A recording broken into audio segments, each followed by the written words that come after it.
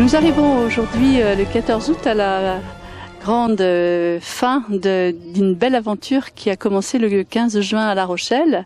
Et nous sommes devant les peintures de Gilda Flao, qui a fait un parcours en escale entre La Rochelle et Rochefort, en mettant en image des thèmes littéraires qui lui sont chers.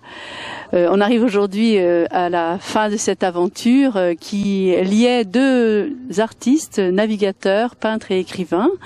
Le deuxième artiste, c'est Yvon Lecor, qui lui a mis en place une grande belle exposition rétrospective à la médiathèque de Rochefort, à la Corderie Royale. Cette exposition donc a eu lieu du 15 juin au 14 août. Aujourd'hui, c'est le dernier jour. Elle a eu un grand succès. C'est une rétrospective de toute une vie de carnet de voyage et de peinture d'un navigateur qui est épris de liberté. Le deuxième artiste, donc Gilda Flao, est aussi, lui, un homme libre, mais plutôt nomade, et qui a choisi cette itinérance, performance, dans chacune des petites villes qui sont situées sur le littoral entre La Rochelle et Rochefort. C'était une magnifique aventure humaine, et elle se termine avec deux autres navigateurs, un comédien qui navigue aussi, et qui est Laurent Gréville, et un compositeur qui navigue beaucoup, qui s'appelle Claude Maffard. Voilà, nous sommes sur le final de Ivre de mer. Bon, ben voilà, nous voilà dans le jardin de la Corderie Royale, devant les 6 tableaux que j'ai réalisés pour l'événement de Ivre de mer. Pour moi, ça a été un plaisir. J'ai surtout, j'aime beaucoup travailler devant les gens, tout simplement parce que j'imagine toujours qu'un enfant va passer. D'ailleurs, ça a souvent été le cas. Et un enfant de 8 ans, 9 ans, 10 ans, et que je pense que c'est à cet âge-là qu'on peut être fasciné par quelque chose, un musicien, un mathématicien, un mécanicien ou un peintre. Et par exemple, ce tableau sur la découverte du détroit de Magellan par Magellan lui-même en 1521, je l'ai terminé en faisant les silhouettes d'Indiens qui sont ici, devant une petite troupe d'enfants, et c'est vrai que ça m'a amusé de travailler vite et de faire naître des humains comme ça sous mon pinceau devant des yeux d'enfants. Par exemple, ça c'est vraiment intéressant. Et que dire d'autre? Je trouve ça vraiment intéressant de voir toutes ces toiles, enfin ce sont pas des toiles d'ailleurs, c'est peint sur du contreplaqué, mais toutes ces peintures réunies dans un si bel endroit, et je suis touché de voir le nombre de gens qui s'arrêtent, qui regardent, qui commentent, qui s'intéressent. Donc le but est tout simplement atteint.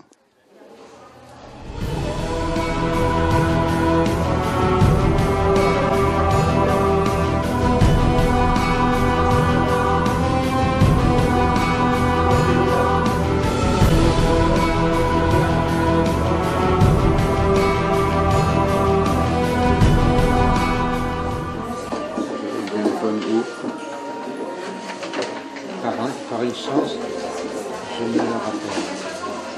Voilà, mon mobile. Vous avez ma carte, oui. Je l'ai eu, Vous l'avez plus. mais elle n'est pas avec moi. Non, mais vous l'avez. Ou vous voulez une autre. Donnez-moi. Et peut-être vous pouvez mettre les dents. Je vais franchement au-dessus de le faire, je ne le cache pas. Oui. Non, vous pouvez la garder, je ne vous appellerai pas demain, je suis sincère. Je vais tellement de monde. Merci d'être venu. Je vous aide à remonter. Je suis content de voir ça. Sur celui-là, oui.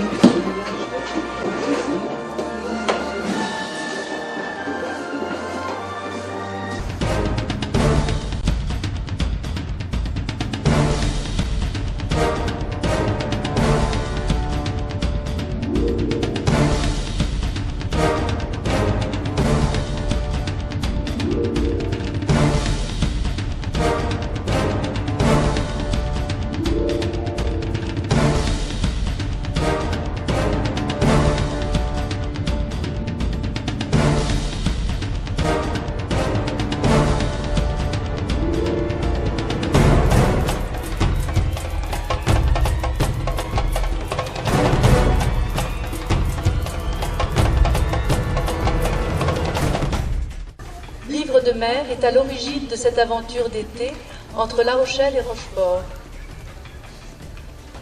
Notre rencontre avec Yvon Lecor dans son atelier de Tréguier a ouvert sous tous les possibles de la création liée au voyage, à l'univers de la navigation. Gilda Flao a joué le jeu de la performance en public et en escale, créant ainsi une magnifique complémentarité de ces deux artistes navigateurs. L'exceptionnelle exposition d'Yvon Lecor à la médiathèque de la Corderie a permis à un très large public de découvrir cet artiste rare. Gilda Flao a travaillé en nomade depuis La Rochelle sur les thèmes littéraires qui lui sont chers.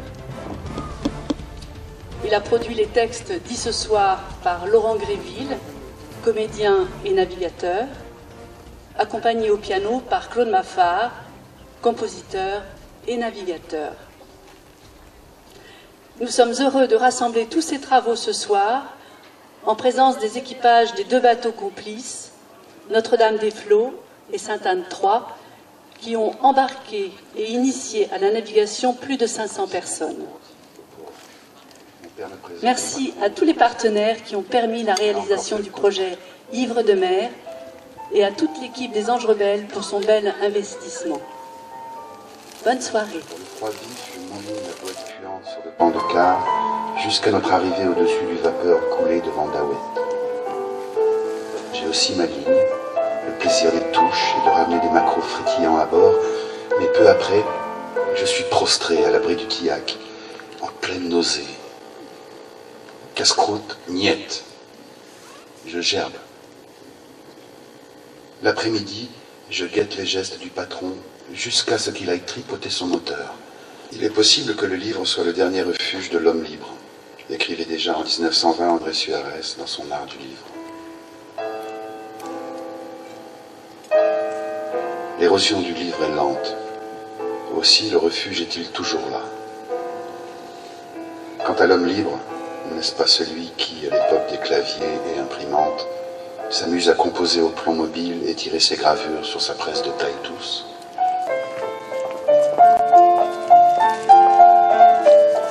Jour après jour, Ernest Shackleton ranime la flamme vacillante, réchauffe l'espoir de ses hommes d'équipage, tout en activant le plan qui les conduira vers le salut. Mais le cours de la vie ne connaît pas la morale, car à peine rentrés chez eux, la plupart de ces survivants trouveront la mort qui leur fut épargnée au cœur du monde sauvage dans les batailles de l'inutile Grande Guerre qui ravageait alors l'Europe.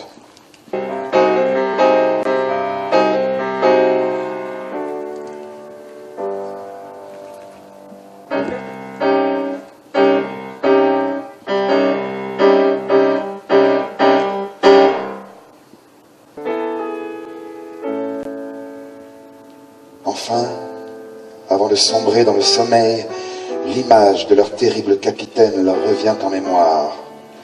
Transpercé d'une flèche empoisonnée, l'amiral de la flotte, Fernando de Magellan, l'homme qui avait rêvé ce tour du monde, leur lance un dernier regard.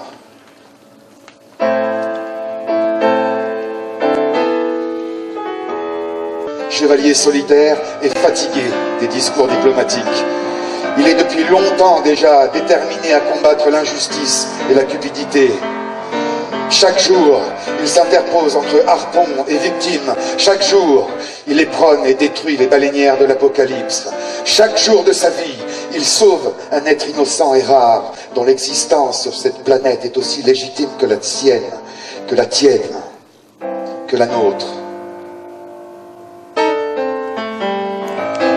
Son action courageuse et hautement responsable vaut au capitaine Watson un mandat d'arrêt international.